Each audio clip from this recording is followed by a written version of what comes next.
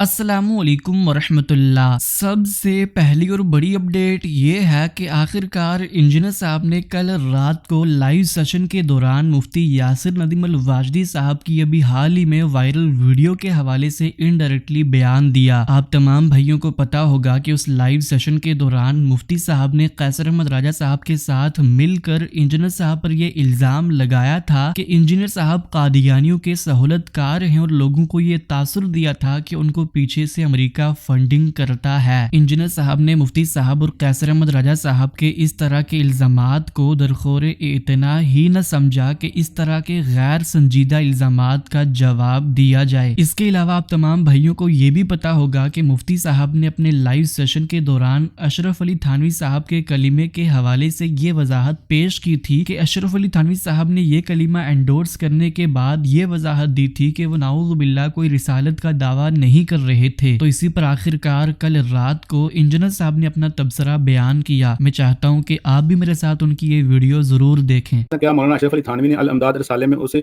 कलमा पढ़वाने की वजाहत कर दी थी, और अगर कर दी थी तो फिर तो कलमा पढ़ाने वाला वाकया गुस्ताखाना नहीं हुआ? नहीं, वजाहत से तो मसला नहीं होता। वजाहत तो चिश्ती रसूलुल्लाह की भी आ रही है, वजाहत तो गुस्ताखाना इबारतों की भी आ रही है।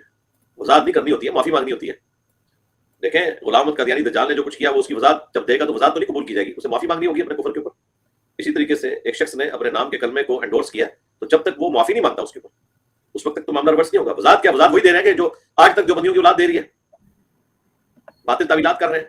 कभी कहते हैं ख्वाब है, हम कहते हैं नहीं ख्वाब नहीं, बेदारी भी है। फिर वो कहते हैं कि जी वो बंदा बेख्तियार था, हम कहते हैं बंदे को तो हम कुछ नहीं कह रहे, हम तो बाबे को कह रहे हैं, बाबी को नहीं कह रहे। बाबा तो बेख्तियार नहीं था। तो अशरफ थानवी इसके ऊपर अड़ा रहा है। उसने जो क्लैरिफिकेशन दी है वो ये नहीं दिया कि मुझसे गलत ताबीर हुई थी, मैं माफी मांगता हूं, मुझे ऐसा नहीं करना चाहिए था। यही काम आज किसी ने किया हो तो ये सीधा सीधा उसके ऊपर कुफर के फतवे लगा देते। इतना सादा मामला होता तो ब्रेवी कायल हो चुके होते ना। तो ये सारी जाली बातें, कोई उसने रुजू नहीं किया उसमें, उसने उल्टा गुनाह का उज़र पेश किया जो उससे भी बदतर है। इसी देखें, इनको पता है ये भाग जाते हैं। अभी भी देखें, इतने दावेदार सामने आते हैं, जब हम कहते हैं जवाब दो तो उन्हें पता है जवाब नहीं। उनके बड़ों ने मना किया हुआ है कि जवाब आपने नहीं देना, क्योंकि जवाब देकर तो आप उस जुर्म को मान लेंगे ना, तो इसलिए जवाब नहीं देते, इधर उधर भागते हैं। हमने अल मुहन्नद के 3 अकीदे रखे थे कि भाई जवाब दो कुरान और सुन्नत की रोशनी में इनका। थानवी रसूलुल्लाह वाला वाकया तो मैंने 5वें नंबर पर डिस्कस किया था, ताकि इसकी ये प्ली ना ले सके। पहले वो 3 अकीदों से गुजरे, उसके बाद चिश्ती रसूलुल्लाह भी अशरफ थानवी ने एंडोर्स किया, मैं उसकी तावील तो कबूल नहीं की जाएगी। तो इन लोगों ने अपने बुजुर्गों के पीछे अपनी आखिरत दांव पे लगा दी है। हमें तो इनकी आखिरत के पॉइंट ऑफ व्यू से एक अफसोस होता है, बाकी दावत हक के पॉइंट ऑफ व्यू से तो मुझे खुशी होती है कि ये अड़े रहे अपनी बातों के ऊपर।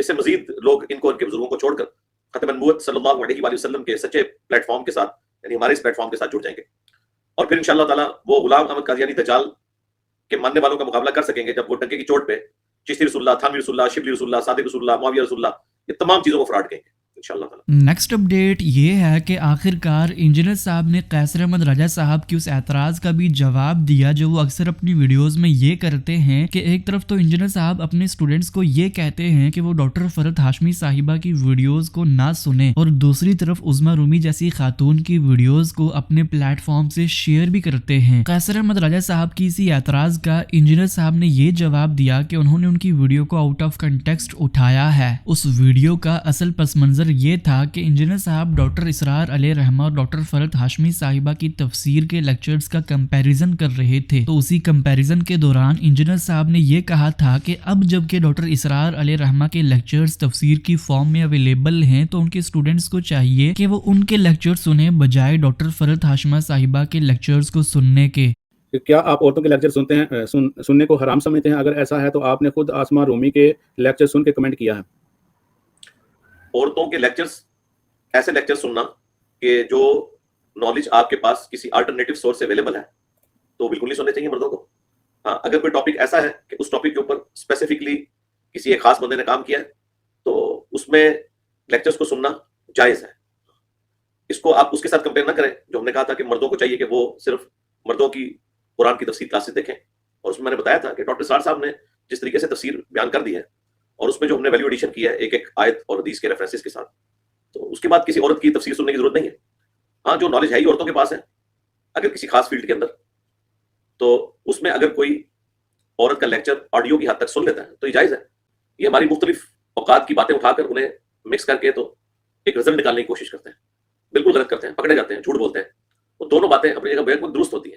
नेक्स्ट अपडेट ये है कि कल जुमे के बयान के दौरान मुफ्ती तारिक मसूद साहब से ये सवाल किया गया कि क्या एक फ़िक़ा पर अमल करने वाला इंसान दूसरे फ़िक़ा पर अमल कर सकता है। तो इस पर मुफ्ती साहब ने ये जवाब दिया कि जब आप किसी एक फ़िक़ को फॉलो करते हैं तो फिर आप उसी फ़िक़ के पाबंद हो जाते हैं। हाँ, अलबत्ता इज्तिमाई मामलात में अगर उलमाए किराम चाहें तो वो किसी दूसरी फ़िक़ा के मुताबिक फतवा दे सकते हैं, जैसा कि फ़िक़ा हनफी ने फ़िक़ा मालिकिया से ये अखज़ किया है कि जिस औरत का शोहर गुम जाए तो वो 4 साल तक इंतजार करेगी। लिहाजा जब आप किसी एक बात को फॉलो कर रहे हो, फिक़ा को फॉलो कर रहे हो, तो उसको फॉलो करना पड़ेगा, सवाउन वाफ़क़ा गरज़हु अम ला, चाहे आपकी गरज के मुवाफिक हो या आपकी गरज के अगेंस्ट हो। समझ में आ रही है बात कि नहीं आ रही? हाँ, जहां इज्तिमाई जरूरत होती है, हरज वक्त में वाक़े होने का इज्तिमाई सतह पे खतरा होता है, वहां खुद उलमा दूसरे फिक़ा पे फतवा दे देते हैं। जैसे एक औरत का शौहर लापता हो जाए तो इमाम अबू हनीफा के फिक़ा में अब कोई गुंजाइश नहीं है, सारी जिंदगी वो इंतजार ही करेगी, और उनकी दलील भी मजबूत है कि भाई किस बेस पे हम निकाह खत्म करें, कल वापस आ गया तो क्या होगा। लेकिन जब ये लापता बहुत कसरत से लोग होना शुरू हो गए हिंदुस्तान में, और हिंदुस्तान में तो सारे हनफी ही हमेशा से रहे हैं, उसमें हिंदुस्तान में पाकिस्तान और बांग्लादेश भी शामिल था, तो फिर मौलाना शरीफ थानवी ने आवाज उठाई कि भाई फिक़ा हनफी में इसका कोई हल नहीं है, तो लिहाजा फिक़ा मालिकिया से फतवा लिया। फिर ये मजबूरी थी, तो इज्तिमाई जरूरत के पेश नजर खुद उलमा गाफिल थोड़ी हैं, वो खुद उन्होंने कहा भाई ये तो बलवे में इतने लोग लापता हो रहे हैं, इतनी औरतें कब सारी जिंदगी शौहरों का इंतजार करती रहे। तो फिर फिक़ा मालिकिया से उलमा ने राय ली, उलमा के इजलास हुए, मीटिंग हुई, बैठ के इत्तिफाक राय से एक फतवा दिया गया कि भाई इस मसले में हमने फिक़ा हनफी को छोड़, क्योंकि आवाम की जरूरत है, औरतें ज़िना करेंगी, बदकारियों की तरफ जाएंगी, एक इक्का दुक्का गुम हो जाते तो एक अलग बात है, तो बलवे में अच्छे खासे मर्द गुम हो रहे हैं, तो किस को आप कहोगे भाई सारी जिंदगी इंतजार करो। वो 99 साल तो इमाम हनीफा ने फॉर्मेलिटी पूरी करने के लिए कहती है, 99 से मकसद है कभी भी इंतजार नहीं हो, ये सारी जिंदगी बैठी रहेगी। नेक्स्ट अपडेट ये है कि आप तमाम भाइयों को पता होगा कि अक्सर उलमाए किराम इंजीनियर साहब पर ये एतराज़ करते हैं कि अगर इंजीनियर साहब के नज़दीक गुस्ताखाना कलीमों का दिफा करने से कोई शख्स काफिर हो जाता है तो फिर वो आगे बढ़कर मुफ्ती हनीफ कुरैशी साहब और मुफ्ती राशिद महमूद रजवी साहब पर भी कुफ्र का फतवा लगाएं, क्योंकि उन्होंने बाकायदा मुनाजरों के अंदर इन कलीमों का दिफा किया हुआ है।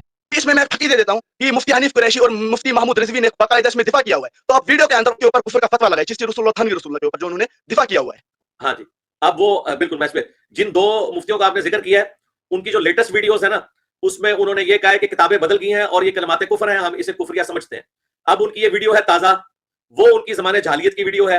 हनीफ कुरैशी साहब का मुनाजरा हुआ था 2009 के अंदर, और दूसरे जो छोटू मुफ्ती साहब हैं उनका मुनाजरा हुआ था 2014 के अंदर।